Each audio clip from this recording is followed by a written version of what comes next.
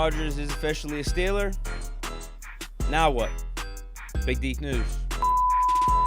How ironic that Aaron Rodgers is now a Pittsburgh Steeler. People that are wanting Aaron Rodgers here next year are talking about it, speculating about it, coming to Pittsburgh, this and that. Like these dudes are cucks. We're playing him this week, and Yo, wait a minute! Did you just say that? that's what I'm saying right now. Whoa. They should fuck off and shut the hell up. That's what I'm saying. It's pretty sad. We have a Hall of Fame quarterback, our best franchise quarterback that this organization's ever had, and we're talking about Aaron Rodgers, the team we're about to play this upcoming week. On Sunday, bro. Exactly, and they're trying to entertain me. Rodgers going to Pittsburgh. Shut the hell up. Shut the hell up. We've been fucking Roethlisberger. Go home. Yo, let's go. Go home. That's what I gotta say. I stand by everything I said. In fact, this is probably one of my greatest takes of all time. I think this is aged like a fine wine. Still stand by it, even though Aaron Rodgers is here now. Let me explain. Because when I said this was 2021. This is when we had Big Ben on the team. And I think at that point we were heading into week 4, a game against the Green Bay Packers, against Aaron Rodgers. A game that was going to feature Big Ben versus Aaron Rodgers. Okay? I think at the time we were 1-2. Big Ben could be playing a little bit better. He could have had a couple better performances over the first 3 weeks, but you also do have to remember he had the worst offensive line in the league, rough surroundings on offense. Matt Canada is his offensive coordinator.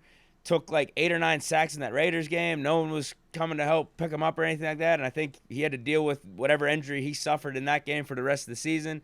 That's another thing no one wants to realize or acknowledge. But yeah, we're 1-2 going into a week 4 game against the Packers.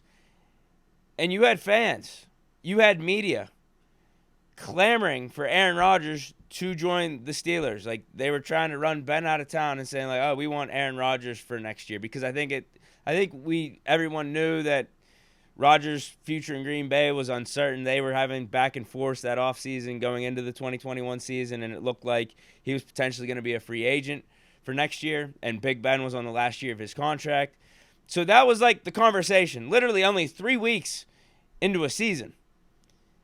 Fans and media acting fake as hell, clamoring and sucking off Aaron Rodgers, a dude that's not on the Pittsburgh Steelers, wasn't currently on the Pittsburgh Steelers at that time, and is literally a guy that we're facing off against in a game in week 4. Like, it's just insane.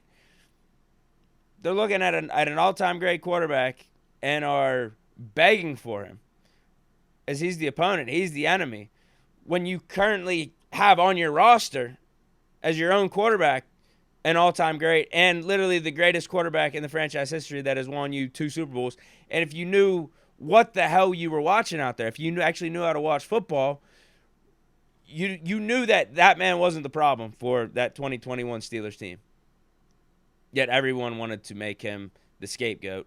And because of that, we're trying to point elsewhere and look elsewhere to get another quarterback in-house and trying to run 7 out of town. Literally insane. Literally insane. So that take was perfectly accurate. I stand by it 100%. And again, I think it has aged like fine wine. It's the perfect take for the time. Perfect take. But now we're here, 2025. Big Ben is retired. And let's never forget that moment in time, honestly. Let's never forget that moment in time. Let's never forget the 2021 season and the sabotage that did take place against 7. Never forget. Anyway, I digress. But 2025, Ben is retired. You know, we're 3 years removed from that era. We've gone through multiple different quarterbacks: Kenny Pickett, Mitch Trubisky, Russell Wilson, Mason Rudolph, Justin Fields, Kyle Allen for like 2 plays. And, yeah, Aaron Rodgers is available. We have an opening at quarterback. Completely fine with Aaron Rodgers being on this team. I think it is the direction the franchise needed to take. I think it's a great spot that we're in. I think it's good business. We have Aaron Rodgers for the here and now. 2025, giving ourselves a chance for this upcoming season to try to make a run, be AFC contenders, but also have really good flexibility for 2026 and going forward. good decision by the Steelers. Like, both things can be true. Both things can be true. What took place in 2021 was egregious, was blasphemy against 7. But what's right for the Steelers organization now, in the here and now, and that's Aaron Rodgers being here. So, now that it is officially official, because today he actually did sign, we got the contract details. It is a 1-year deal for $13.65 million. Only $10 million guaranteed of that $13.65 million, though. Has a maximum value of $19.5 million. The deal includes a $5.85 million worth of playtime and team performance incentives. I mean, just even goes to further show how good of a business move this was for the Steelers and Omar Khan, bringing in Aaron Rodgers as opposed to bringing back Justin Fields or even Russell Wilson. Because there's a very high probability Aaron Rodgers, between those 3 quarterbacks, is the better of the bunch for 2025, right? I think the likelihood is high that Rodgers returns to some version of himself, even just top 15. If he's top 15, if he's like top 10, I think the likelihood's high of that. Versus Russ returning to top 10 or Justin Fields becoming a top 10 quarterback and finally developing and hitting his peak and his potential, especially now with the New York Jets. So good chance Rodgers is better than the quarterbacks that we had last year.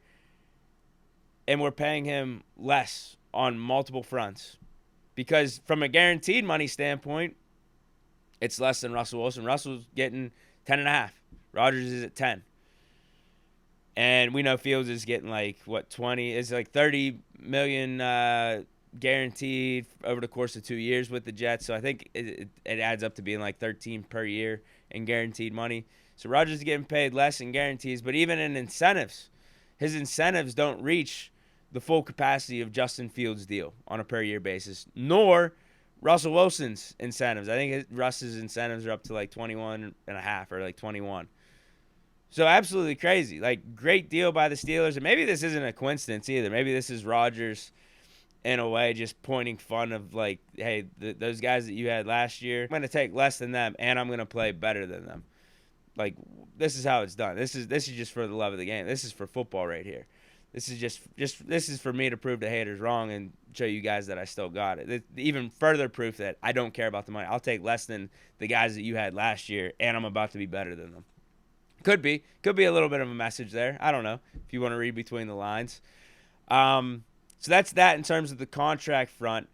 How about what do the Steelers do now in terms of adding to the offense, getting that additional weapon that we've been talking about over the last several weeks after trading George Pickens? What are the next steps here for the Steelers now that Aaron Rodgers officially signed? He's going to be a part of the team's mandatory minicamp coming up next week. He'll be there for training camp. What's the Steelers' next steps? Well, I do think we are going to try to add a weapon. That's been very clear. And we were trying to add a weapon before Aaron Rodgers signed here. We had Gabe Davis here on a visit. That didn't really go extremely well, according to accounts, because Gabe Davis isn't fully healthy just yet. He's a ways away from, I guess, probably passing a physical or being up to speed from a physical standpoint. So he left after visiting a couple days ago without a contract. That's unlikely to happen anytime soon. Reports are out there, obviously, about us trying to trade for a tight end and Jonnu Smith, but we also saw that the Steelers made calls to another guy that Arthur Smith is familiar with, and that's Kyle Pitts. We were inquiring with the Falcons to see Kyle Pitts' availability, and that one makes sense, not to the degree of Jonnu Smith, just because of the Arthur Smith familiarity, but it's people were complaining about Kyle Pitts in Arthur Smith's system because he wasn't getting the ball enough. So maybe Arthur Smith looks back on that time with Kyle Pitts and is like, man, I kind of would do things over differently. I kind of did Kyle Pitts wrong. So maybe if we could reunite again, it'll be a different story. Because, yeah, I think Kyle Pitts, we could say for those last 2 years in Atlanta when Arthur Smith was there, was underutilized based off his talent level and where he was drafted. But it's not like even under a new system, even under a whole new regime with the Falcons, he really did anything last year. So I don't know. Maybe Kyle Pitts just isn't as good as what we thought. But I think he would be a worthwhile trade to make. Like, getting Kyle Pitts in here because of the talent, why not? You're talking as like maybe your second, third, or fourth target in an offense. I'd be for bringing in Kyle Pitts. I would have been for signing Gabe Davis for a vet minimum. We have Amari Cooper out there, Keenan Allen out there. Terry McLaurin's disgruntled, down with the Commanders. We've talked about that. I mean, if we could trade for Terry McLaurin, I highly doubt they let him walk. But things are getting tense. We could trade for Terry McLaurin and just give him Pickens' contract. I'd be all for it. Trade a second-round pick, whatever it is. Get Terry McLaurin in here. Pair him with DK Metcalf, have two $30 million receivers on the outside with Aaron Rodgers. Obviously, we just saw what Aaron Rodgers' contract is. We can afford to trade for Terry McLaurin. There's another move to be made. There's no doubt. And the Steelers have been snooping around. They're trying to figure that out. Who's going to be the best fit? I don't think we have to rush. Rodgers is going to be taking his first snaps at mandatory minicamp this week. So, like, see what the vibes are with him. See what he's thinking. And, yeah, don't let him have the final say on who we bring in. Don't give him all the power immediately or anything like that. But, yeah, feel it out. You give it a couple weeks or so, and then I think really make your move on who you want to go get. Also, I think the Rodgers signing automatically means T.J. Watt is getting an extension because you don't sign Aaron Rodgers. You don't go, quote-unquote, all in for 2025 and not have T.J. Watt on your roster. So even if $40 million might not be the smartest business move long-term for T.J. Watt, you're going to have to do what you got to do to have T.J. Watt be happy and on this team for the upcoming season. It is what it is. That's the name of the game at this point and where the Steelers are at. Not going to be the end of the world. I mean, I think it is going to be an overpay for what T.J. Watt is going to be worth and how he's going to age out that contract with him being 30 and the fact that we haven't won a playoff game with T.J. Watt on any sort of roster that we've had in the first however many years he's been a Steeler.